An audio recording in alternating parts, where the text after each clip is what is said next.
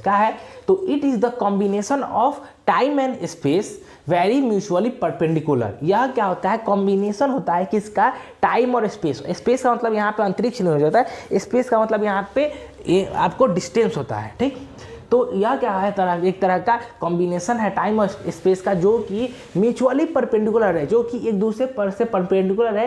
किसके, तो electric field और मैग्नेटिक फील्ड के। और ये इलेक्ट्रिक फील्ड और मैग्नेटिक फील्ड भी एक दूसरे के perpendicular, which are also perpendicular to the direction of propagation. ये लोग भी एक दूसरे के परपेंडिकुलर है, जो कि डायरेक्शन ऑफ प्रोपगेशन के अलॉन्ग है। ठीक, and carries energy from one place to another. और ये क्या करते हैं, एनर्जी को कैरी करते हैं, एनर्जी को ढोकर उठा के पीठ पे ले जाते हैं एक जगह से दूसरे जगह तक। ये रहा आपका इलेक्ट्रोमैग्नेटिक वेव का definition. It is the combination of time and space very mutually perpendicular electric field and magnetic field which are also perpendicular to the direction of its propagation and carry energy from one place to another। बात समझ में आया आपको, यह बात समझ में आया। अब आपको इसका ग्राफ भी हम बताएंगे, थोड़ा लास्ट में सबसे बताएंगे इसका ग्राफ, सेकेंड लेक्चर में इसका बताएंगे। तब उससे पहले आपको कुछ कुछ चीज़ें जानी है। ग्राफ से ही पूरा चीज़ क्लियर हो जाता है, बहुत ही एक ही ग्राफ से बता देते तो चैप्टर खत्म हो जाता है। हम सोचे कि सारा चीज़ बताना जरूरी है मेरे लिए। फिर उसके बाद बताते हैं कि concept of electromagnetic wave was given by James Charles Maxwell. जो इलेक्ट्रोमैग्नेटिक वेव का जो कॉन्सेप्ट है वो जेम्स क्लर्क मैक्सवेल दिए हैं। ठीक, जेम्स क्लर्क मैक्सवेल दिए हैं। And experimentally prove by Heinrich hertz. और एक्सपेरिमेंटली किसके द्वारा प्रूव किया, हेनरिच हर्ट्ज के द्वारा प्रूफ किया गया है। बात समझ में है। तो इलेक्ट्रोमैग्नेटिक वेव क्या होता है, या किसके द्वारा डेवलप किया गया, किसके द्वारा एक्सपेरिमेंटली प्रूव किया गया, ये सारी बातें हम आपको बता दिए। अब आप लोग को क्या करना है, इसको नोट करना है और एक बार खुद से पढ़ना है, क्योंकि अंग्रेजी बहुत सिंपल लिखे हैं तो आपको भी डिफिनीशन समझ में आ जाएगा। तो प्लीज नोट इट प्लीज।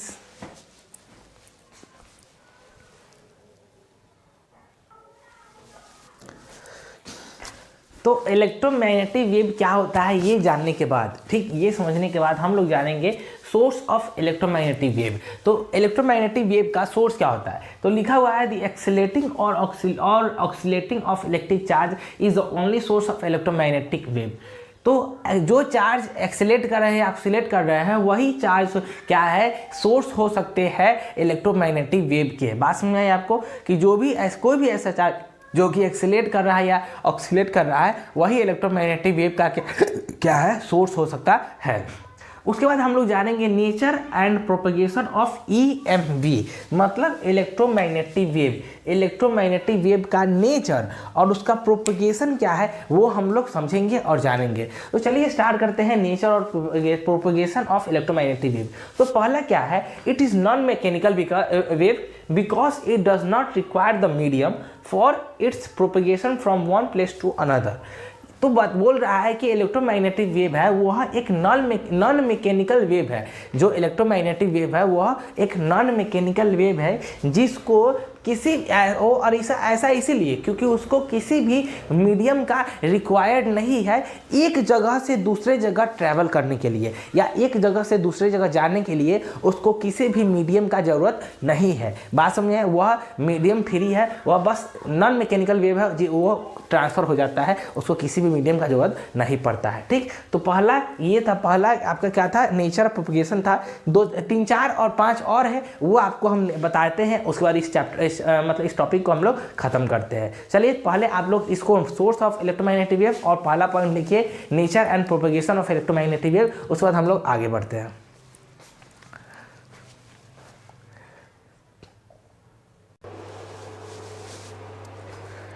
तो अब हम लोग समझते हैं कि जो नेचर एंड प्रोपगेशन था इलेक्ट्रोमैग्नेटिक वेव का, उसका 3-4 पॉइंट और है, वो आपको बता देते हैं, फिर इस टॉपिक को हम लोग खत्म करते हैं। तो दूसरा पॉइंट ये है कि it is transverse wave because disturbance of both electric field and magnetic field is perpendicular to इस प्रोपगेशन। यह एक तरह का ट्रांसवर्स वेव होता है, इसीलिए क्योंकि जो इलेक्ट्रिक फील्ड और मैग्नेटिक फील्ड होते हैं वह दोनों परपेंडिकुलर होते हैं डायरेक्शन ऑफ प्रोपगेशन के। जिस डायरेक्शन में यह मूव करता है उसके क्या होता है, दोनों के परपेंडिकुलर होता है। किसके, तो मैग्नेटिक फील्ड और इलेक्ट्रिक फील्ड के दोनों के परपेंडिकुलर होता है, इसीलिए इसको ट्रांसवर्स वेव भी कहा जाता है। ठीक, तीसरा पॉइंट क्या है, इट कैन बी पोलराइज्ड।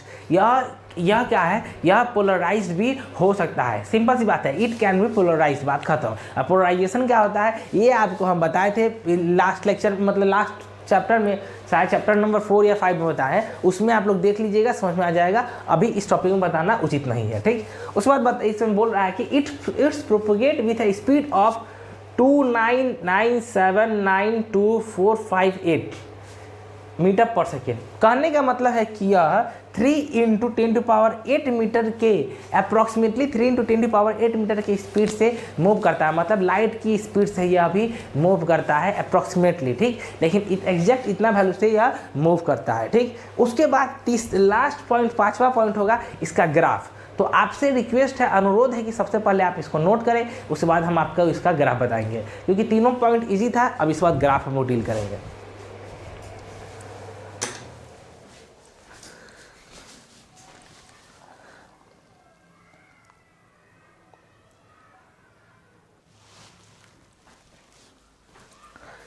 तो ये रहा आपको इलेक्ट्रोमैग्नेटिक वेव का ग्राफ, ठीक, ये रहा इलेक्ट्रोमैग्नेटिक वेव का ग्राफ। तो जैसे कि हम आपको बता देते हैं कि ये वाला जो लाइन होगा, ये वाला लाइन होगा, ये वाला जो लाइन होगा, ये आप समझ लीजिए कि ये इलेक्ट्रिक फील्ड का ग्राफ है, ये इलेक्ट्रिक फील्ड का लाइन है। और ये वाला जो पार्ट है, ये वाला आपको हो जाएगा ये वाला मैग्नेटिक फील्ड का पार्ट, मतलब वो लाइन है, ठीक। तो दोनों एक दूसरे के म्यूचुअली परपेंडिकुलर है, तो आपको इस तरह का ग्राफ बनते दिखेगा। अगर आप यूट्यूब पे अगर देख रहे हैं वीडियो, तो यूट्यूब पे ही बाद में इसके बाद सर्च कीजिएगा कि इलेक्ट्रोमैग्नेटिक वेव का ग्राफ का मतलब ग्राफ कैसे बनता है। तो उसमें बहुत ही आपको 3D डायग्राम में दिखाया जाएगा, बहुत ही सुंदर लगेगा। तो आप लोग देखिएगा, उसमें अच्छा लगेगा आपको ही, बहुत डिजाइन मतलब अच्छा से लोग बनाए हुए हैं और दिखाते हैं। तो ये रहा इलेक्ट्रोमैग्नेटिक वेव का ग्राफ, और आप इसी तरह देखिएगा और इसको पढ़िएगा। तो चलिए आज का लेक्चर भी समाप्त करते हैं, मिलते हैं नेक्स्ट वीडियो में। Till the next video come, तब तक के लिए इसको नोट करें। Tata bye bye, see you and take care. Notice please.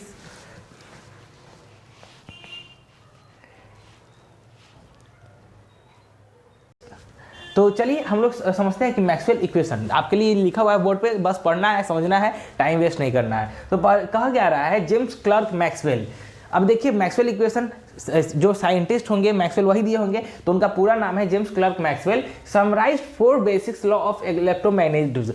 तो जेम्स क्लर्क मैक्सवेल क्या किए, 4 बेसिक लॉ इलेक्ट्रोमैग्नेटिज्म मतलब इलेक्ट्रोस्टैटिक्स और मैग्नेटिज्म के दोनों ब्रांच मिलाकर एक चीज बोला जाता है जिसको इलेक्ट्रोमैग्नेटिज्म बोला जाता है। उसमें 4 बेसिक लॉ दिए मैक्सवेल साहब, और वो चारों बेसिक लॉ क्या करता है, समराइज करता है पूरा इलेक्ट्रोमैग्नेटिज्म को, ठीक है। वो क्या करता है, पूरा समराइज करता है इलेक्ट्रोमैग्नेटिज्म को, मैक्सवेल का 4 equation. These law are combinely known as Maxwell equation. और उन्हीं चारों लॉ को अगर हम कंबाइन कर दे तो हम वो क्या बनता है, मैक्सवेल इक्वेशन बनता है। बात समझ में आया आपको? इलेक्ट्रोमैग्नेटिज्म में 4 बेसिक लॉ है जो कि पूरा इलेक्ट्रोमैग्नेटिज्म के को समराइज करता है, और ये लॉ कौन दिया है, मैक्सवेल दिया है। और इन्हीं 4 लॉ को जो 4 बेसिक्स लॉ है, इसी को हम लोग क्या कहते हैं, मैक्सवेल इक्वेशन कहते हैं। बात समझ आया आपको? उसके बाद हम लोग देखेंगे पहला लॉ क्या है। 4 लॉ है, तो हम धीरे चारों लॉ आपको बताएंगे कि चारों लॉ कौन कौन है, और आप चारों लॉ पढ़ चुके हैं, बस यहाँ पे आपको समराइज करके बताया जा रहा है कि कहाँ कहाँ पढ़ना था और कहाँ क्या क्या ये कौन कौन से लॉ है, ठीक। तो पहला लॉ होगा आपका गॉस लॉ ऑफ इलेक्ट्रोस्टैटिक्स, जो होता है integral E.ds equal to charge inside equal by E0 by epsilon naught. बात समझे, ये आपका गॉस लॉ ऑफ इलेक्ट्रोस्टैटिक्स। पहला मैक्सवेल का कौन सा लॉ था, गॉस लॉ ऑफ इलेक्ट्रोस्टैटिक्स, जो कि होता है integral of E.ds equal to charge inside by epsilon not.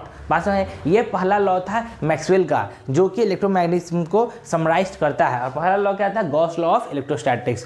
तो प्लीज आप लोग क्या कीजिए, इस चीज को नोट कीजिए। उसके बाद हम आपको तीनों जो नेक्स्ट लॉ है, मतलब जो इलेक्ट्रोमैग्नेटिज्म को समराइज करते हैं, या मैक्सवेल के जो 4 लॉ में से 3 लॉ और कौन कौन लॉ है वो हम आपको बताएंगे। तो प्लीज आप इसको नोट डाउन कीजिए। उसके बाद हम लोग आगे बढ़ते हैं, मूव करते हैं नेक्स्ट लॉ, मतलब नेक्स्ट इसी में आगे बढ़ते हैं, ठीक। चलिए तो प्लीज नोट कीजिए इसको।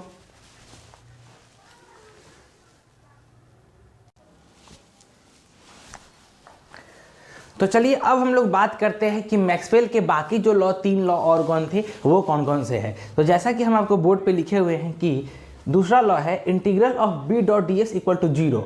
ये कौन सा लॉ है? ये लॉ है गॉस लॉ ऑफ मैग्नेटिज्म। तो मैग्नेटिज्म में जैसे कि हम लोग इलेक्ट्रोस्टैटिक्स में गॉस लॉ पढ़े थे, उसी तरह हम लोग को गॉस लॉ ऑफ मैग्नेटिज्म भी पढ़ना था मैग्नेटिज्म चैप्टर में। तो वहाँ अगर आप पढ़े होंगे तो आपको याद होगा, वो ये दूसरा लॉ है मैक्सवेल का, जो कि इलेक्ट्रोमैग्नेटिज्म को समराइज करता है। तीसरा लॉ क्या था? Integral of E dot D s, integral of E dot D S equal to minus d phi by D t, जो कि इस लॉ को हम लोग कहते हैं integral of E dot D S equal to minus d phi by D t, Faraday laws of E M I, Faraday law of E M I हम लोग इसको कहते हैं। यह तीसरा लॉ है जो कि हम लोग इलेक्ट्रोमैग्नेटिक इंडक्शन जो चैप्टर है उसमें पढ़े हैं, जो कि है Faraday law of E M I, जिसको लिखे हुए हम लोग integral of E dot D S equal to minus d phi by D T.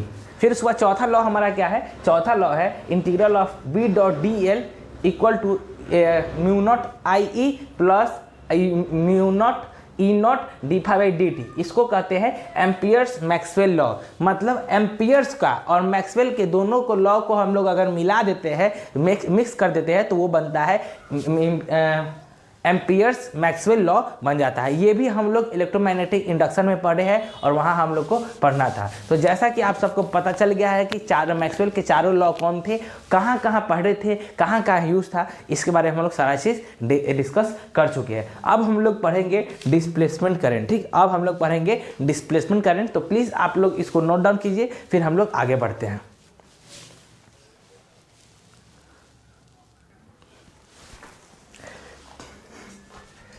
तो अब हम लोग पढ़ते हैं डिस्प्लेसमेंट करंट। ठीक, डिस्प्लेसमेंट करंट क्या होता है? इसको हम लोग सबसे पहले डिनोट करते हैं आईडी से। डिस्प्लेसमेंट करंट को हम लोग सबसे पहले ये बात जानेंगे कि आईडी से इसको डिनोट करते हैं। उसके बाद ये होता क्या है, डिस्प्लेसमेंट करंट होता क्या है? तो it is a hypothetical current appeared due to changing electric field.